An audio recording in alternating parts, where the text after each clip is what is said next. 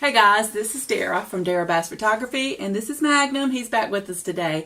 Today we're going to talk about planning for your wedding day, the ceremony itself. Just keep in mind that today is your day, and if you're like most girls, you've been planning this day for a long time. It is best to get a wedding director or wedding coordinator, or if you can't afford one that is a professional coordinator, get a friend or someone that has maybe directed weddings. Usually there's a lady in the church that has directed weddings many times. But if you do get a wedding director from a church, make sure it's someone that you can work with, that can follow your plan and your direction of how you want your day to go. It does not have to be anything like everybody else's. Just because you've been to 1,000 weddings and that is the way that the wedding went, that yours has to be just the same way. There are many options that you can do. But I suggest that you sit down with your coordinator and plan out how you want your attendants to come in, whether you want them to come in as couples, whether you want them to come in one at a time, where you want your groom to come in. Think about these things before the night of the rehearsal. It will make the rehearsal go by smoother and quicker because if you already have it planned out. I would also do write down and draw pictures and diagrams of where everybody's to stay. Make sure that you've gone into your venue before the rehearsal and kind of planned these things and plotted these things out, whether it's your church or a venue. Make sure you have enough space for all your attendants and how they're going to be.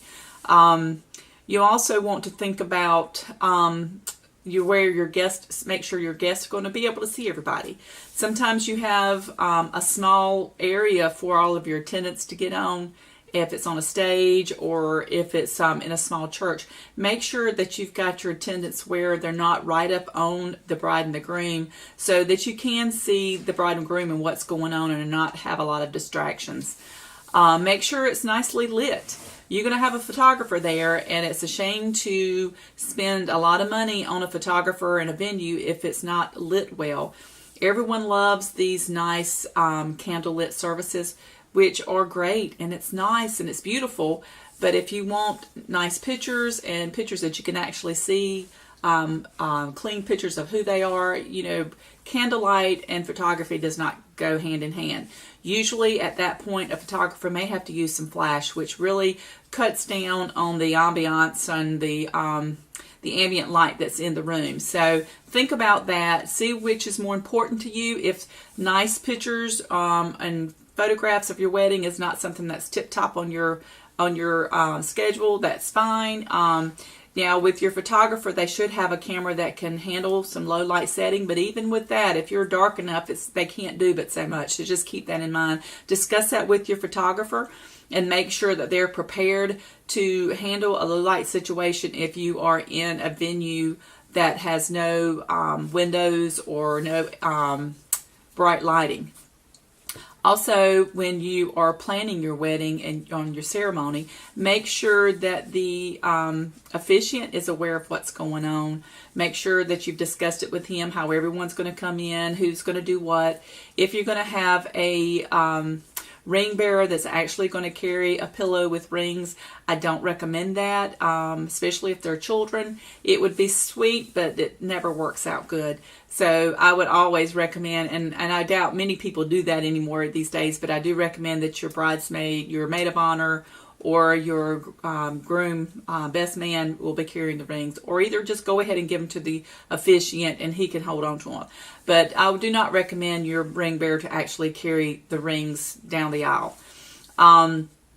Also, if you're going to have children in the wedding, make sure they're old enough to be able to follow command. It is so sweet and cute to have babies in the wedding, but they also can be a distraction.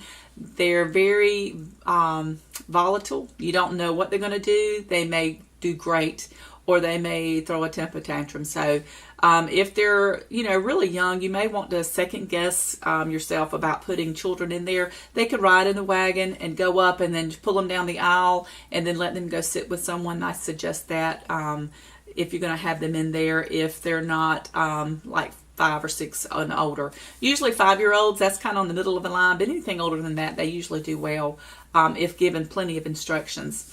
One tip I do have that we have started doing on some of our weddings is switching the sides of the mothers.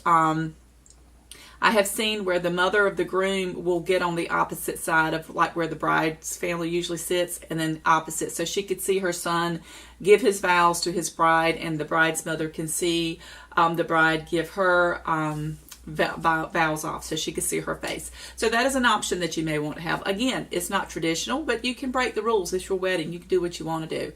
Another tip that I will give to your officiants, if you would speak to them before the wedding, and I don't recommend doing it too far in advance because they'll forget, but right before the wedding, if you have a chance to go speak to them and ask them when, and this is something that the photographer may do, but they don't always think about it either. They're busy doing other things.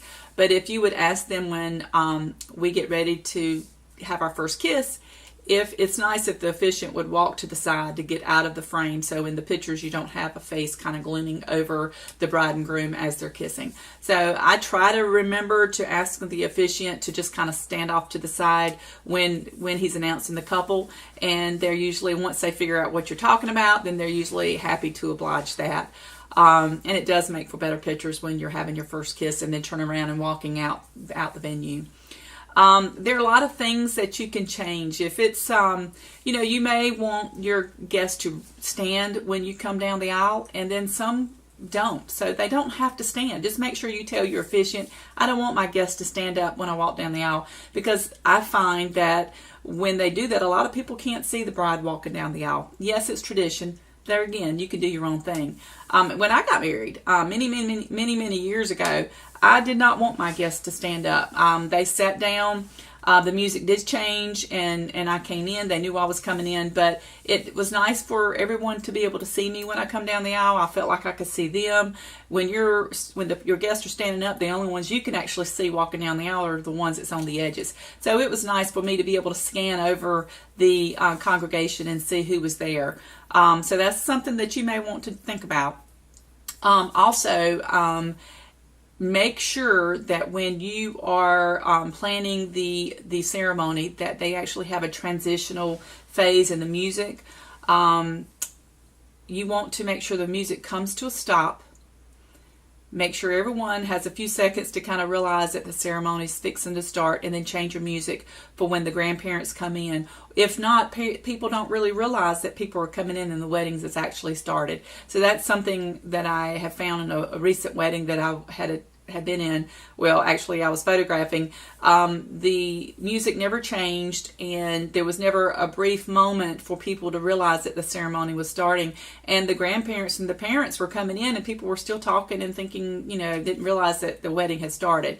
So that would be a good idea, that if you would make sure that the music comes to a complete stop, have a small pause, and kind of change the music so people know that something's fixing to happen. Make sure people are on time and in place and ready to go. And make sure on your rehearsal dinner that you have talked to everyone to tell them what to expect. Tell them where they need to go, where they need to meet up, and where they're going to change. Make sure everybody is aware of where they're going. Make sure they're aware of what they need to bring and what they need to wear. Don't assume that your wedding party knows that those earrings you gave them at the rehearsal dinner for their gift is something that you want them to wear. Always tell them, if the groomsmen give the guys socks, make sure the guys are aware these are the socks you're to wear tomorrow. Make sure you don't leave anything to question. Don't assume. And that's about it. If you will plan these things out, especially if it's something different than the traditional wedding, you may want to plan it out and go over it with your director or your wedding coordinator to make sure they understand why you've done that. And if they push back on that, just tell them, unless they have a valid reason of why they don't think it will work, let them know that this is your wedding and this is how you want it done. And I'm sure they will be glad to do your wishes. Think about it, write it down, and let them know about it. My name is Dara with Dara Bass Photography. I am a photographer in Kinston, North Carolina. If you're interested in that, contact me, darabassphotography@yahoo.com. Thank you.